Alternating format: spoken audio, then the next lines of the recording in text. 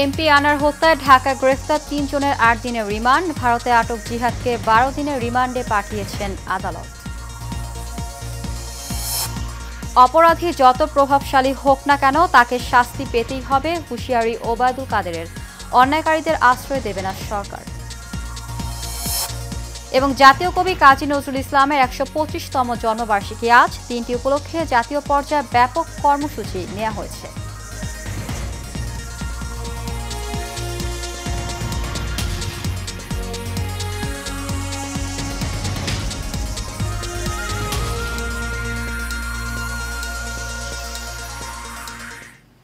স্বাগত এশিয়া নিউজে, সঙ্গে আছে আমি জেসমিন নিভা। শুনছিলেন বিআরবি কেবল ইন্ডাস্ট্রিজ লিমিটেড সংবাদ শিরোনাম। এবার জানিয়ে দিব বিস্তারিত। কলকাতায় ঝিনাইদহ ৪ আসনের সংসদ সদস্য আনোয়ারুল আজিম আনারকে হত্যার ঘটনায় এক নারীসহ গ্রেফতার ৩ আসামিকে ৮ দিনের রিমান্ড মঞ্জুর করেছে আদালত। শুক্রবার দুপুরে ঢাকার সিএমএম আদালতের মেট্রোপলিটন ম্যাজিস্ট্রেট দিলরুবা আফরোজ তিথির আদালত এই রিমান্ড মঞ্জুর করে। আসামিরা হলেন শিমুল ভূঁইয়া ওরফে শিহাব ওরফে ফজল, মোহাম্মদ ভূঁইয়া ওরফে আমানুল্লাহ সাইদ, তানভীর ভূঁইয়া ও শিলাস্তি রহমান। এর আগে শুক্রবার দুপুরে সোয়া ২টার দিকে ঢাকায় চিফ মেট্রোপলিটন ম্যাজিস্ট্রেট আদালতে তাদের হাজির করা হয়। এ সময় মামলার সুষ্ঠু তদন্তের জন্য তাদের ১০ দিনের রিমান্ডে নিতে আবেদন করে পুলিশের সিনিয়র সহকারী কমিশনার মাহফুজুর। শুনানি শেষে ঢাকার মেট্রোপলিটন ম্যাজিস্ট্রেট দিলরুবা আফরোজ তিথি এই রিমান্ড মঞ্জুর করেন। এদিকে সংসদ সদস্য আনোয়ারুল হত্যাকাণ্ডে অভিযুক্ত জিহাদ হাওলাদারকে ১২ দিনের রিমান্ডে পাঠিয়েছে ভারতের পশ্চিমবঙ্গ বারাসাত আদালত। নৃশংস হত্যার অভিযোগ রাজ্য গোয়েন্দা পুলিশের পক্ষ থেকে জিহাদের নামে মামলা দায়ের করা হয়েছে। এর প্রতিটি ধারায় জামিন অযোগ্য। কলকাতায় নিহত সংসদ সদস্য আনোয়ারুল আজিম আনারের মরদেহের অপেক্ষা করছেন কালীগঞ্জ সহ ঝিনাইদহের হাজার হাজার মানুষ। হত্যার ঘটনা নিশ্চিত হওয়ার ২ দিন পেরিয়ে গেলেও এখনও তার মরদেহের সন্ধান না পাওয়ায় হতাশা বাড়ছে স্বজনদের মাঝে। এদিকে শুক্রবার সকালে কালীগঞ্জ পৌঁছেছেন তার মেয়ে মুমতারিন ফেরদৌস ডরিন। বাবা হত্যার বিচার চেয়েছেন তিনি। ঝিনাইদহ থেকে এম রবিউল ইসলাম রবির পাঠানো তথ্য ছবিতে বিস্তারিত জানাচ্ছেন আরফি ইসলাম হিমু। এইভাবে মৃতদেহের প্রতি এইভাবে কেটে কেটে টুকরো করা আমি জীবনে বলতে পারবো না আমি যতদিন বেঁচে থাকবো। গত ১২ মে কলকাতায় চিকিৎসার জন্য যান ঝিনাইদহ ৪ আসনের সংসদ সদস্য আনোয়ারুল আজিম আনার। ১৩ মে তাকে কৌশলে কলকাতার নিউ টাউন এলাকার একটি আবাসিক ভবনে ডেকে নিয়ে হত্যা করা হয়। কলকাতায় মৃত্যুর বিষয় নিশ্চিত হওয়ার ২ দিন পার হলেও এখনও তার মরদেহ উদ্ধার করতে পারেনি আইন শৃঙ্খলা বাহিনী। এ নিয়ে হতাশা বিরাজ করছে তার পরিবারের মাঝে। আমার জামাইকে হারানোর ব্যথা আমরা ভুলতে পারছি না। মানুষের মাঝে মাঝে সবসময় সে চলাফেরা করেছে, সে সুখ নিজের সুখ বিসর্জন দিয়ে, আর সেই মানুষকে এরা নির্মমভাবে হত্যা করেছে। এই হত্যার আমরা বিচার চাই। শেষবারের মতো প্রিয় নেতাকে দেখতে ভিড় করেছে ঝিনাইদহবাসী। আর তার হত্যার সাথে জড়িত সকলকে আইনের আওতায় এনে দৃষ্টান্তমূলক শাস্তির দাবি স্থানীয়দের। যে কোনোভাবে শাহিনরে যদি আমরা ধরে আনতে পারি এবং আইনের আওতায় আনা যায়, তাহলে এর তৃণমূল পর্যন্ত কারা জড়িত আছে সবকিছু বেরিয়ে যাবে। এদিকে আজিম আনারের মেয়ে প্রধানমন্ত্রীর কাছে পিতা হত্যার সুষ্ঠু বিচারের দাবি জানিয়েছেন। আল্লাহ যদি থাকে, আমার এই দীর্ঘ নিঃশ্বাস, আমার চোখের পানি, আল্লাহ এর বিচার করবে। আল্লাহ অবশ্যই আছে, আল্লাহ বিচার করবে। আমি সরকারের কাছে, বাংলাদেশ সরকার সফল প্রধানমন্ত্রী দেশরত্ন শেখ হাসিনার কাছে এবং স্বরাষ্ট্র মন্ত্রণালয়ের কাছে আমি আবেদন রাখবো যে এই শাহিনকে গ্রেপ্তার করে এর নেপথ্যে কারা আছে তাদেরকে খোঁজ করে বের করে তাদেরকে দৃষ্টান্তমূলক শাস্তির আওতায় আনবে। এই ঘটনায় হত্যাকারীদের মধ্যে ৩ জন আটক থাকলেও এখনও ধরাছোঁয়ার বাইরে মূল পরিকল্পনাকারী আখতারুজ্জামান শাহীন।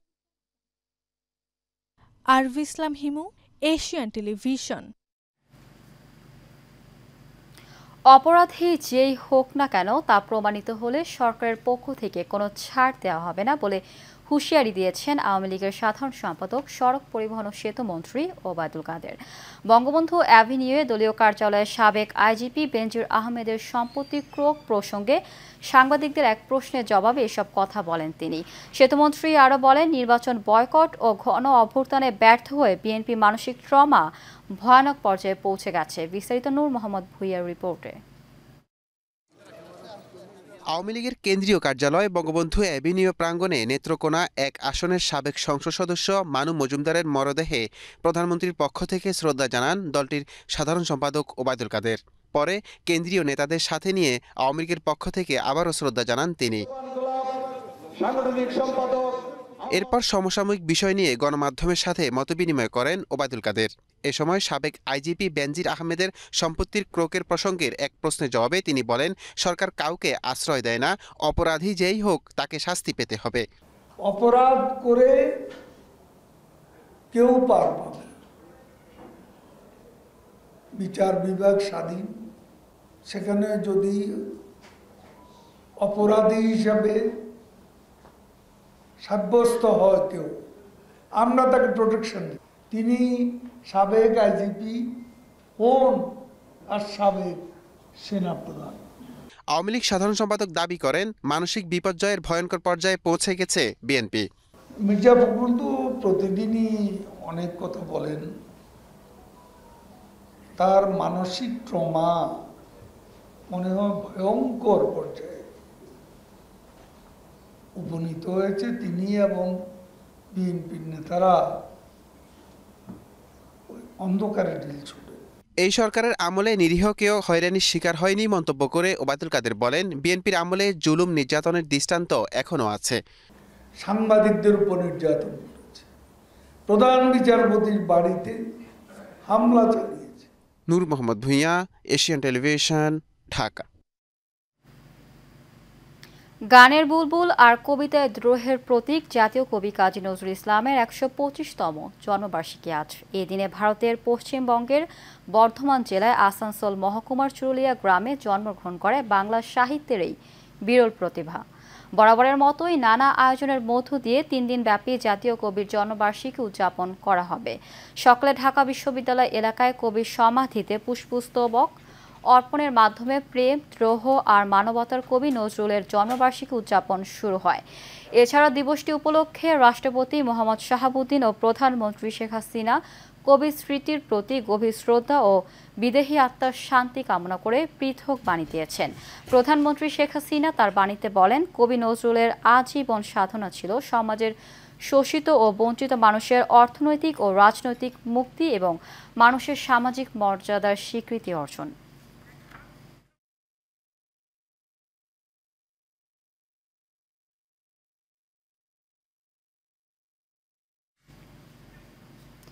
বঙ্গোপসাগর ও তৎসংলগ্ন এলাকায় সৃষ্টি হওয়া সুস্পষ্ট লঘুচাপটি ঘনীভূত হয়ে নিম্নচাপের রূপ নিয়েছে।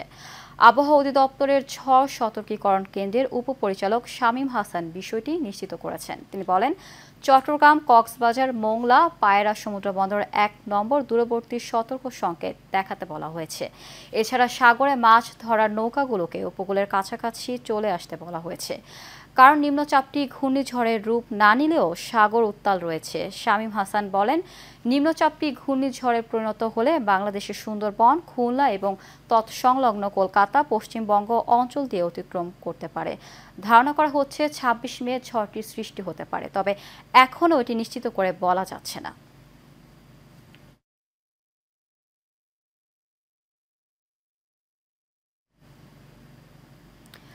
মুক্তিযোদ্ধা কল্যাণ সংসদের আয়োজনে বঙ্গবন্ধু শেখ মুজিবুর রহমান ও তার পরিবারের শহীদ সদস্য সহ ১৯৫২ সালের ভাষা আন্দোলনের শহীদ ও ১৯৭১ সালে মুক্তিযুদ্ধের শহীদদের জন্য দোয়া ও মিলাদ হয়েছে। রাজধানীর গুলশান ১ নম্বর ডিসিসি নর্থ সুপার মার্কেটে এই আয়োজন করা হয়। মুক্তিযোদ্ধা কল্যাণ সংসদের সভাপতি বীর মুক্তিযোদ্ধা আলহাজ মোহাম্মদ গোলাম কাদেরের সভাপতিত্বে এতে উপস্থিত ছিলেন এশিয়ান গ্রুপ ও এশিয়ান টেলিভিশনের চেয়ারম্যান এবং বঙ্গবন্ধু সৈনিক লীগের সভাপতি বীর মুক্তিযোদ্ধা আলহাজ হারুন রশিদ সিআইপি। এছাড়া স্থানীয় গণ্যমান্য ব্যক্তিবর্গ অনুষ্ঠানে উপস্থিত ছিলেন। এ সময় দেশ ও জাতির কল্যাণে কামনায় বিশেষ দোয়া ও মোনাজাত করা হয়।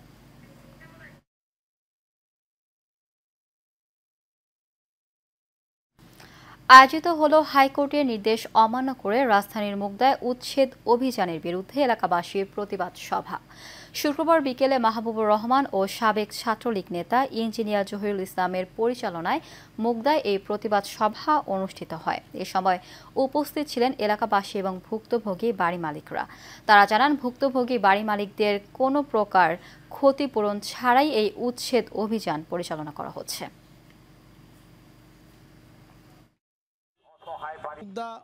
বিশ্ব রোড থেকে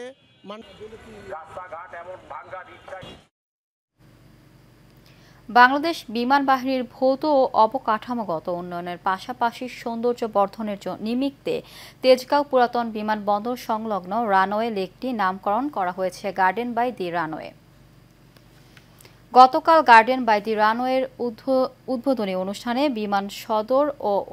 বিমান সদর অনুষ্ঠিত হয়।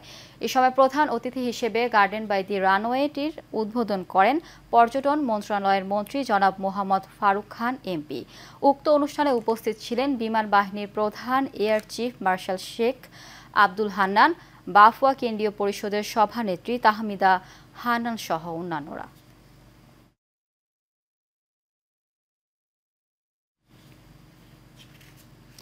রাজধানীর কামরাঙ্গীরচরে কেন্দ্রীয় বাণিজ্যিক অঞ্চল আন্তর্জাতিক সম্মেলন কেন্দ্র ও ১০৪ ফুট রাস্তা নির্মাণ কাজ বাতিলের দাবিতে প্রতিবাদ সমাবেশ করেছে কামরাঙ্গীরচর জন্মভূমি রক্ষা কমিটি। শুক্রবার কামরাঙ্গীরচর থানা আওয়ামী লীগের সভাপতি আব্দুল হোসেনের সভাপতিত্বে স্থানীয় কুড়ারঘাট হাসপাতাল মাঠে আয়োজিত প্রতিবাদ সমাবেশে এলাকায় হাজারো মানুষ নিয়ে ঢাকা দক্ষিণ সিটি কর্পোরেশনের এই প্রকল্প বাতিলের দাবি জানান। বাজারে মাছ, মাংস থেকে শুরু করে সব ধরনের পণ্যই আগের মতো বাড়তি দামেই বিক্রি হচ্ছে। এদিকে নিত্যপণ্যের বাড়তি দামের জন্য মিশ্র প্রতিক্রিয়া জানিয়েছেন ক্রেতারা। অন্যদিকে বাড়তি দামের জন্য আবারও সরবরাহ কমের অজুহাত দিয়েছেন বিক্রেতারা। এইচএমইটু রিপোর্ট। সাপ্তাহিক ছুটির দিনে রাজধানীর বাজারে ক্রেতাদের ভিড় বরাবরই বেশি থাকে। গেল এক সপ্তাহে দাম বেড়েছে সবজি, ব্রয়লার মুরগি, মাছ ও মুদিপণ্যের। বাজারে বাড়তি দামের কারণে হিমশিম খেতে হয় ক্রেতাদের। সিন্ডিকেটকে দুষছেন তারা। আমরা বলতেও পারি না, আমরা কিছু করতেও পারি না, আমরা খুব কষ্টে আছি। এই হলো বাজারের অবস্থা। সরকার যদি ঠিকমতো নিয়ন্ত্রণ করতো তাহলে তো অবশ্যই বাজার নিয়ন্ত্রণে থাকতো। সব জিনিসের দামই বেশি, কিন্তু আমাদের চলতে কষ্ট হইতেছে, আমরা চলতে পারছি না। এদিকে সরবরাহ কমের অজুহাত বিক্রেতাদের। তাদের দাবি, বাড়তি দামে কেনার কারণে বিক্রি করতে হচ্ছে বেশি দরে। মাছের দাম আগের তো একটু বাড়ছে, কারণ নির্মচার নামছে। আর ওদের মাছের আমদানি কম হইলে তো মাছের দাম একটু বাইরে জায়গা। আদা, রসুন, পেঁয়াজ সব কিছুর দাম গত সপ্তাহ থেকে আপনি 10 থেকে 15 টাকা করে কেজিতে বেশি। আমদানি কম, এই যে মরিচ একটু বর্তমানে বৃষ্টি তারপরে মরিচের সিজন না এখন, মানে আসে কম, এই জন্য মরিচটার দাম অনেক বেশি। কারণ আগে ছিল 120 টাকা, 130 টাকা, মানে 200 টাকা। বাজার মনিটরিং এর পাশাপাশি অসাধু ব্যবসায়ীদের বিরুদ্ধে কঠোর পদক্ষেপ নেওয়ার দাবি ক্রেতাদের।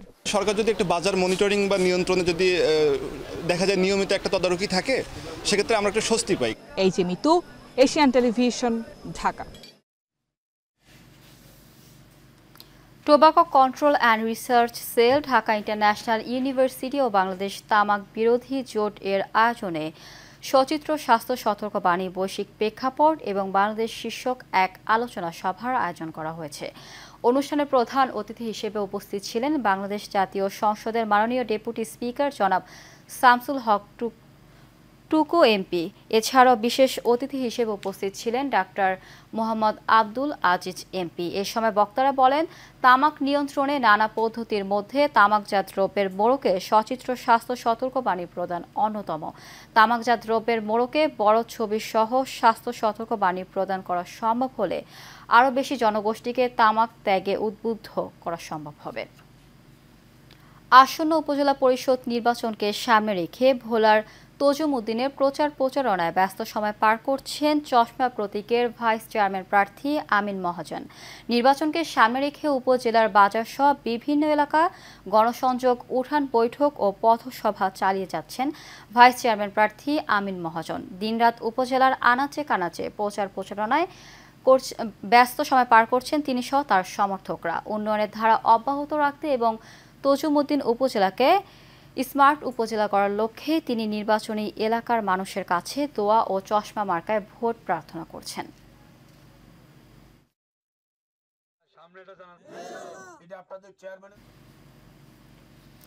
লালমনিরহাটে মাটি পরীক্ষা ভিত্তিক সুষম মাত্রায় সার প্রয়োগের উপর স্থপিত হাইব্রিড ভুট্টা ফসলের প্রদর্শনী মাঠ দিবস অনুষ্ঠিত হয়েছে। মৃত্তিকা সম্পদ উন্নয়ন ইনস্টিটিউটের আয়োজনে সদর উপজেলা মহেন্দ্রনগর ইউনিয়নে এর আয়োজন করা হয়। এই উপলক্ষে আয়োজিত অনুষ্ঠানে ঊর্ধ্বতন বৈজ্ঞানিক কর্মকর্তা মশিউর রহমান এর সভাপতিত্বে প্রধান অতিথি হিসেবে উপস্থিত ছিলেন জেলা প্রশাসক মোহাম্মদ উল্লাহ। এই সময় কৃষি সম্প্রসারণ অধিদপ্তরের জেলা প্রশিক্ষণ কর্মকর্তা শাহ আলম মিয়া, উপজেলা কৃষি কর্মকর্তা হাসিনুর রহমান সহ অন্যান্যরাও উপস্থিত ছিলেন।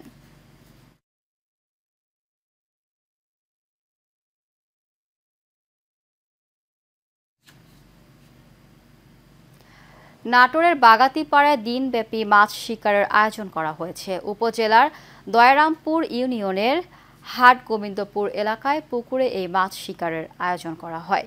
দিনব্যাপী এই মাছ ধরা উৎসব সকাল ৬টা থেকে সন্ধ্যা ৬টা মাছ শিকার করা হবে বলে জানান এফ রহমান মৎস্য ভাণ্ডারের মালিক ফজলুর রহমান। তিনি জানান, অনলাইন ও বিভিন্ন এলাকার মৎস্য শিকারীদের সাথে যোগাযোগ করে এবারই প্রথম টিকিটের মাধ্যমে মাছ ধরার আয়োজন করা হয়েছে। দেশের বিভিন্ন স্থান ঢাকা, রাজশাহী, বগুড়া, নওগাঁ ও আশেপাশের উপজেলা থেকে ২৬টি সিটে ৭৮ জন মাছ শিকারী বাহারি রঙের ছিপ নিয়ে মাছ শিকার করেন।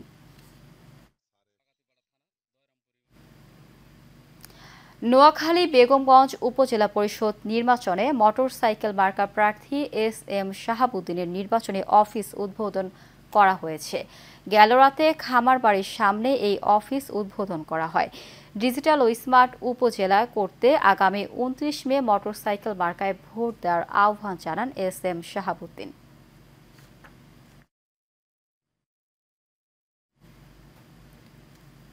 নোয়াখালীর চৌমুহনীতে স্কুল বিমুখ শিশুদের স্কুলমুখী করতে ব্যতিক্রমী উদ্যোগ নিয়েছেন ম্যানেজিং কমিটির সভাপতি ও ব্যবসায়ী আমিনুল বাশার মোল্লা। বেগমগঞ্জের মধ্যে করিমপুর সরকারি প্রাথমিক বিদ্যালয় যে সকল শিক্ষার্থীদের লেখাপড়ায় উৎসাহিত ও নিয়মিত স্কুলে আসতে না প্রায় ২০০ শিক্ষার্থীকে স্কুলমুখী করতে বনভোজন, উন্নত মানের খাবার সহ শিক্ষার্থীদের সাথে খেলাধুলা ও কৌতুক শুনিয়ে শিক্ষার্থীদের স্কুলে আসতে উৎসাহী করে তোলার মতো ব্যতিক্রমধর্মী আয়োজন করেছেন চৌমুহনী বাজারের সফল ব্যবসায়ী ও স্কুল ম্যানেজিং কমিটির সভাপতি আমিনুল বাশার মান্না।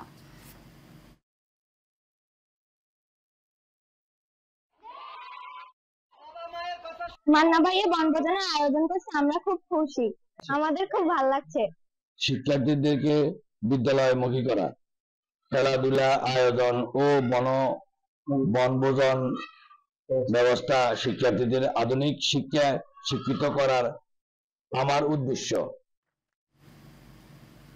জাতীয় প্রেস ক্লাবের সদস্য, কর্মকর্তা, কর্মচারী ও তাদের নির্ভরশীলদের জন্য ফ্রি মেডিকেল ক্যাম্প করল ইনসাফ বারাকা কিডনি অ্যান্ড জেনারেল হাসপাতাল এবং সন্ধানী জাতীয় চক্ষুদান সমিতি।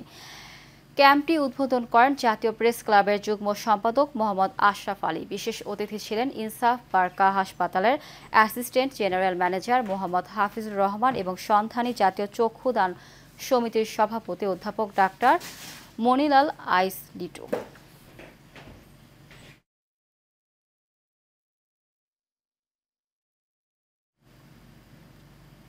আবারও নিচ্ছি বিআরবি কেবল ইন্ডাস্ট্রিজ লিমিটেড সংবাদ বিরতি। ফিরে এসে অন্যান্য সংবাদের সাথে আরও যা থাকছে। সিরিজের দ্বিতীয় টি-20তে যুক্তরাষ্ট্রের কাছে 6 রানের লজ্জার হার বাংলাদেশের 1 ম্যাচ হাতে রেখে সিরিজ নিশ্চিত করল স্বাগতিকদের।